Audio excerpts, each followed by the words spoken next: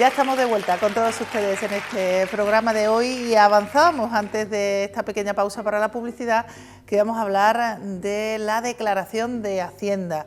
Hace poquitos días ha comenzado el plazo para poder presentar la declaración y queremos conocer todos los detalles. Lo vamos a hacer de la mano de Joaquín Rodríguez, director de A5, Abogados y Consultores. ¿Qué tal, Joaquín? Hola, pues nada, aquí en campaña. Fíjate, estamos en campaña, no en campaña de fresa, no, sino en campaña de renta. De renta. Hay Joaquín, un calendario de fechas que debemos saber, se abrió, pero después dentro del periodo hay distintos momentos que tenemos que tener en cuenta, ¿no? Efectivamente, la campaña se inició el 6 de este mes, de abril. Es decir, a partir del día 6 ya se podían presentar cualquier declaración por Internet, evidentemente. Ya es por Internet, todo, sabemos, ya desde hace varios años, ¿no? Después tenemos una fecha importante, que es el 3 de mayo, que es cuando se abre el periodo para solicitar lo del plan, le llamamos. Esto de que yo quiero que me hagan la declaración de la renta, pero por teléfono, que me la hacen por teléfono. Y se llama plan, le llamamos, ¿no? Plan, le llamamos, le ha puesto la agencia tributaria. Bueno, pues esto empieza el 3 de mayo. Luego tenemos otra fecha, el 5 de mayo, que es cuando empiezan a llamarte. Es decir, el 3 de mayo nosotros pedimos la cita para que nos llamen. O a partir de, sí, sí, a partir del 3. Y a partir del día 5 de mayo ya nos empiezan a llamar para hacer la declaración de la renta.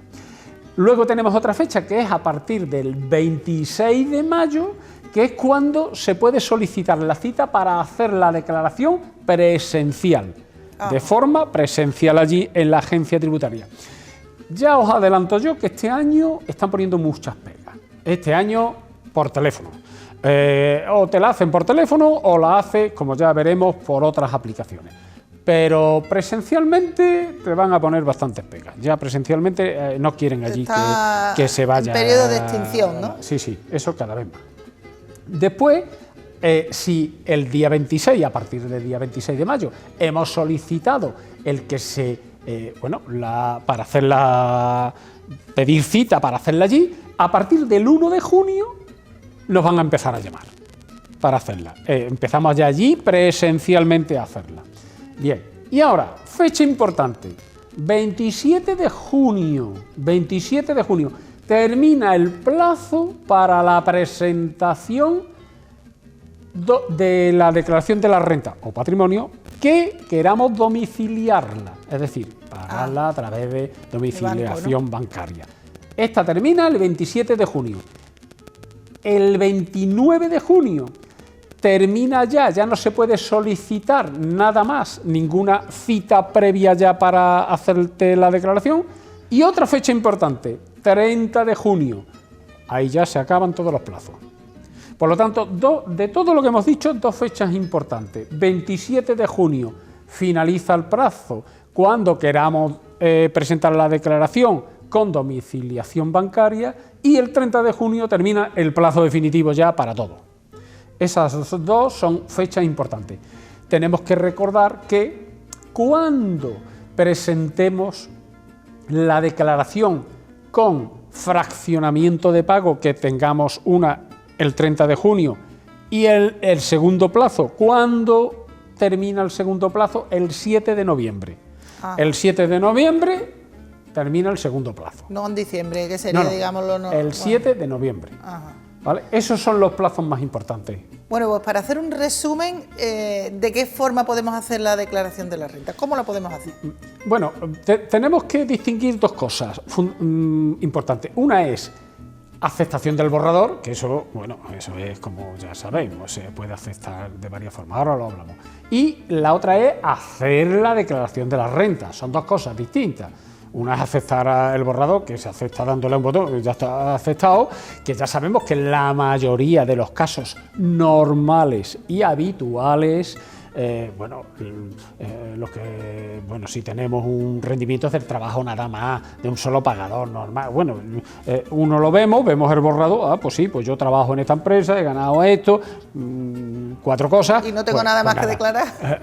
Acepto el borrador y se acabó, eso es bien. Pero para hacer la declaración de la renta tenemos, por supuesto, las citas en la oficina de la agencia tributaria. Esa es una.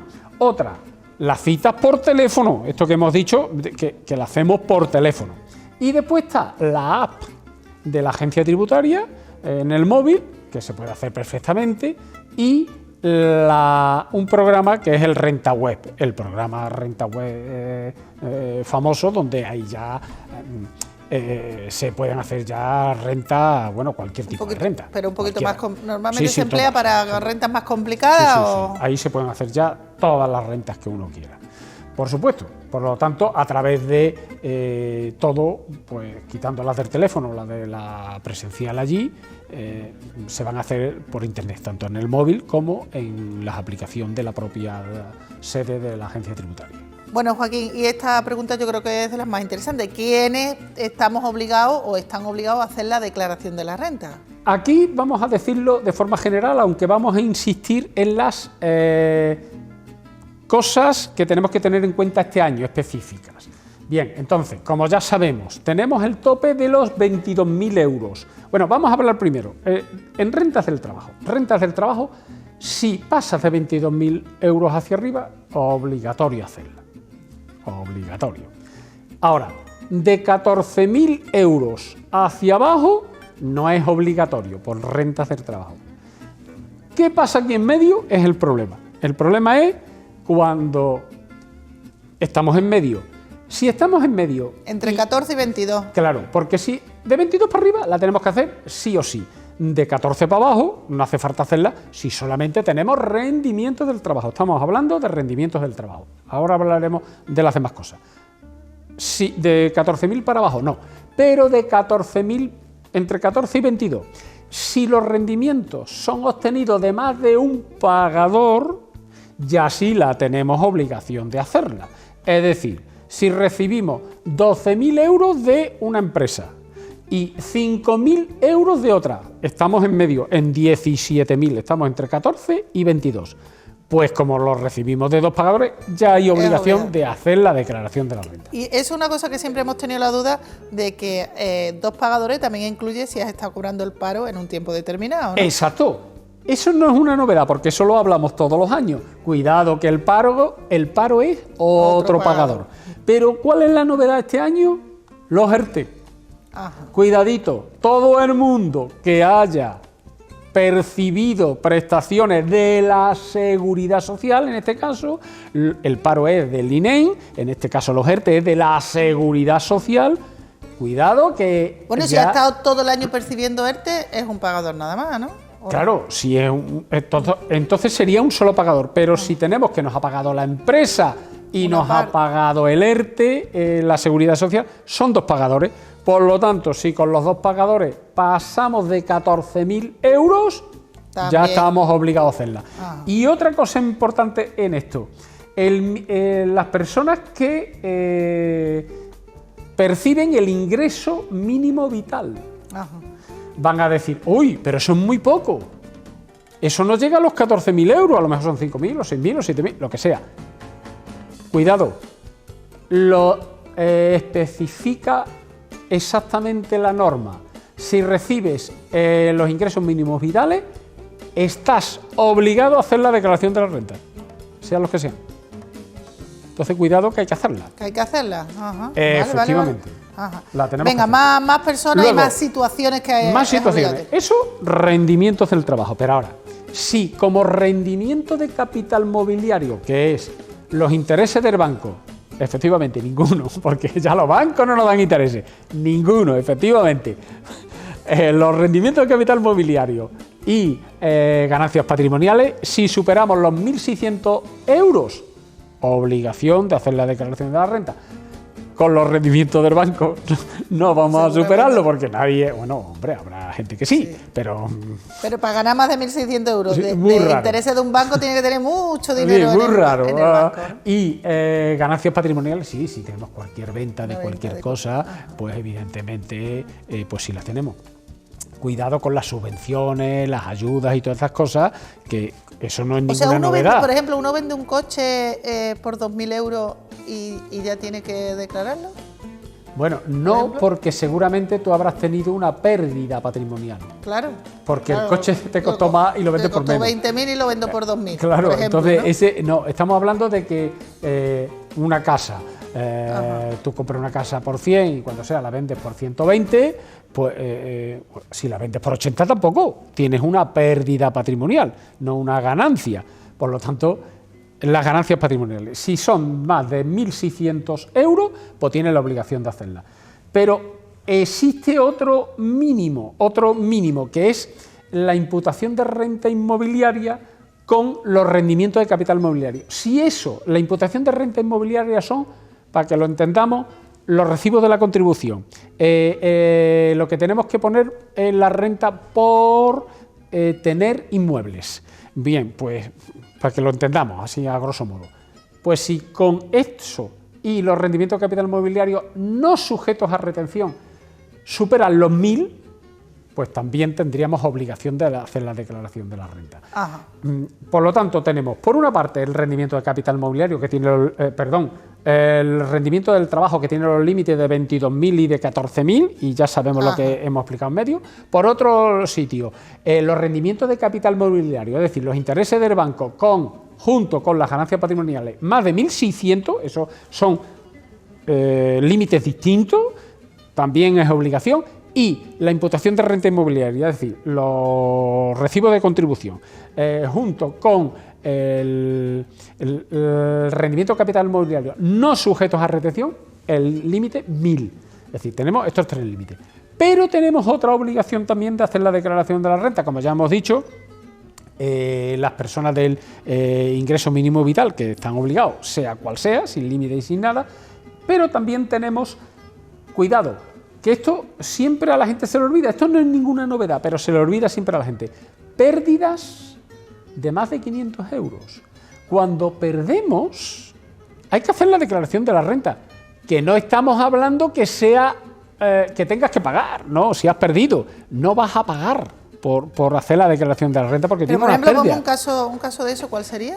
Lo que hemos dicho antes de la casa. Yo he comprado una vivienda por 100.000 y la vendo por 80, ¿qué tengo? ¿Pérdidas? Pues la gente dice, como tengo pérdidas, no. Si tienes pérdida, tienes obligación de hacer la declaración de la renta. Por ejemplo, acciones de la bolsa. Yo he comprado acciones de la que sea, de Santander, Telefónica, de la empresa que sea, y han bajado, las he vendido cuando tengo pérdidas.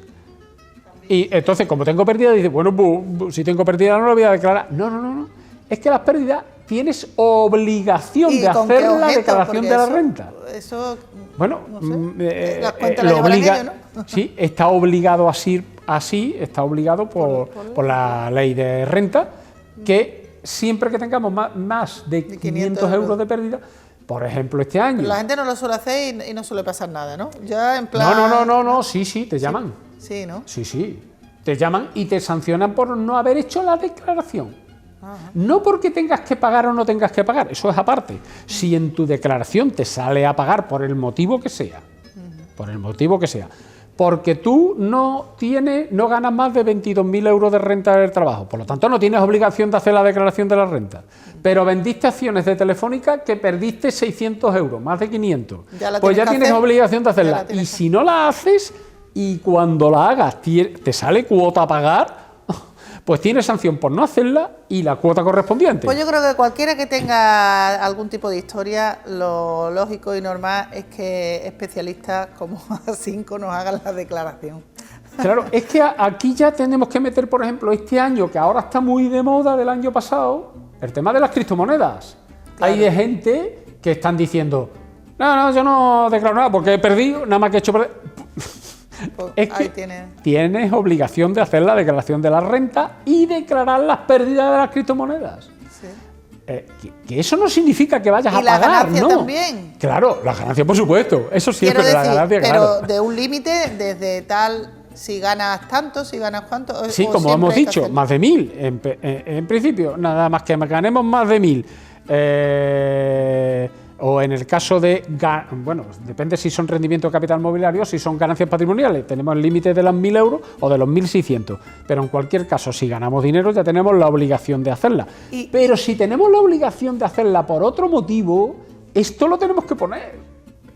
Y cuando te hacen un borrado en Hacienda que te lo manda y tú has comprado criptomonedas, ¿eso no se contempla ahí en ese borrado? No, es que eso de momento funciona igual que las acciones de la bolsa. Ajá. Es decir, las acciones de la bolsa te dice que tú has comprado, pero no te dicen si lo has vendido y el precio que lo has vendido, o si lo has vendido ya, te sale ya en algunos borradores, viene esa información. Vale. Normalmente eso lo tenemos que poner nosotros tenemos que saber cuándo hemos comprado, cuándo hemos vendido y a qué precio hemos comprado y a qué precio hemos vendido, para ver si tenemos ganancia o pérdida patrimonial.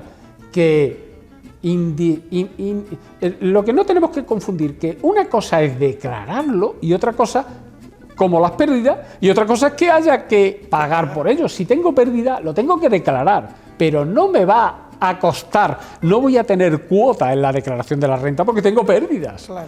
Además, es conveniente declarar las pérdidas porque no se nos puede olvidar que las pérdidas las podemos compensar en ejercicios siguientes. Si no las tengo declaradas, no las puedo compensar. Es decir, dicho de otra manera, si este año he tenido en la casa 20.000 euros de pérdida porque he vendido una casa, o tengo unas pérdidas de 1.000 euros en bolsa porque he invertido en bolsa y he perdido 1.000 euros, y el año siguiente he ganado 2.000, pues de esos 2.000 me puedo quitar los 1.000 del año anterior si los he declarado. Claro. Entonces, conviene, ¿no? Claro, las pérdidas hay que declararlas, que luego no se sabe lo que va a pasar el año siguiente. Pues ahí las tengo guardaditas para compensarlas en los años siguientes, que tengo 4 años. Ya tenemos que ir aligerando un poquito porque yo me entretengo mucho preguntando y claro, en cuanto a las deducciones, ¿cuáles son las deducciones?